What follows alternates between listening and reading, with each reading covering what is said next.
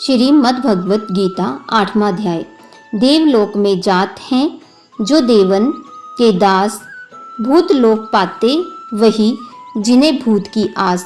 जो जन मेरे भक्त हैं मुझे जानते नाथ, तन से मन से जो सदा रहते मेरे साथ। मेरी केवल भक्ति में रहते हैं दिन रात, वही पुरुष संसार में मोक्ष धाम को पात। अंत काल सिमरे मुझे हे अर्जुन जो वीर, वे योगी पाते मुझे हे पांडु सुतवीर। 8वां अध्याय अक्षर ब्रह्म योग। अर्जुन ने पूछा कि हे मधुसूदन, जिस ब्रह्म की आपने व्याख्या की है वह ब्रह्म क्या है, कर्म क्या है, अध्यात्म क्या है, अधिभूत किसे कहते हैं, अधिदेव क्या है, अधियज्ञ क्या है, अंत काल में प्राणी आपको कैसे जान पाते हैं, आप मुझे इन गूढ़ रहस्यों को समझाएं। श्री कृष्ण बोले कि हे अर्जुन, जिसका कभी भी और किसी भी काल में नाश नहीं होता, वही ब्रह्म अनंत स्वरूप तथा नित्य परमात्मा है।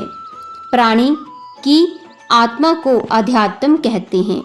प्राणियों में काम भाव जागृत करने वाले यज्ञ, दान और हवन आदि के लिए जो द्रव्य आदि का व्यय किया जाता है वही कर्म है। मैं पंचभूत तत्वों का अविनाशी करता हूँ, इसलिए मेरा नाम अधिभूत है। प्राणियों के साथ जो होनी अनहोनी होती है उसका भी प्रभु और ठाकुर मैं ही हूँ। यही कारण है कि मेरा नाम अद्वैत है। हे कौन्तेय, प्राणियों की देह में मैं ही अधियज्ञ रूप से जाना जाता हूँ। इस प्रकार जो प्राणी अंत समय में मेरा स्मरण करके देह त्यागता है, मेरे दिव्य धाम को पाता है, इसमें संशय नहीं है। हे अर्जुन, जो प्राणी मरणावस्था में जिसका स्मरण करता है उसे अगले जन्म में उसी की प्राप्ति होती है।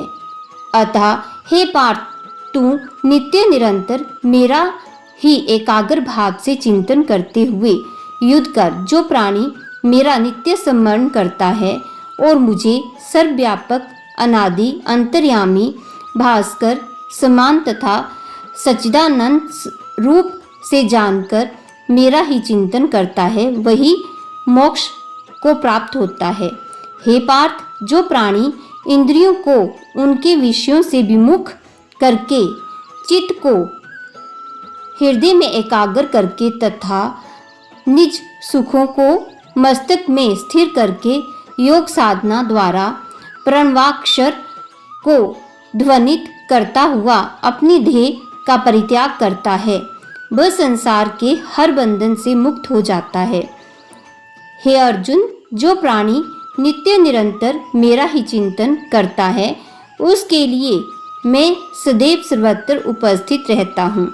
ब्रह्मलोक से मृत्युलोक और अन्य लोकों में प्राणियों का पुनरागमन होता रहता है, लेकिन जो मेरा भक्त मेरे परम धाम को चला जाता है उसका पुनर्जन्म नहीं होता। हे पार्थ, एक मार्ग ज्योतिर्मय कहलाता है, इसे ही उत्तरायण कहते हैं। इस मार्ग के अभिमानी देवता अग्नि दिन शुक्ल पक्ष है। सूर्य जिन 6 माह में उत्तरायण में होता है वह देवताओं का दिन होता है। जो प्राणी उत्तरायण मार्ग से जाता है वह लौटकर नहीं आता। दूसरा मार्ग दक्षिणायन कहलाता है। इस मार्ग में चंद्र ज्योति का क्षीण प्रकाश रहता है। इस मार्ग के देवता धूम, रात्रि, कृष्ण पक्ष हैं। जो प्राणी मृत्यु के पश्चात इस मार्ग से जाता है उसको भूमंडल पर लौटकर आना पड़ता है। दक्षिणायन को देवताओं की रात्रि भी कहा जाता है। हे पार्थ, शुक्ल व कृष्ण पक्ष सनातन मार्ग है। जो योगनिष्ठ प्राणी तत्वतः इन मार्गों को जानता है वह निष्काम भाव से भक्ति करता है।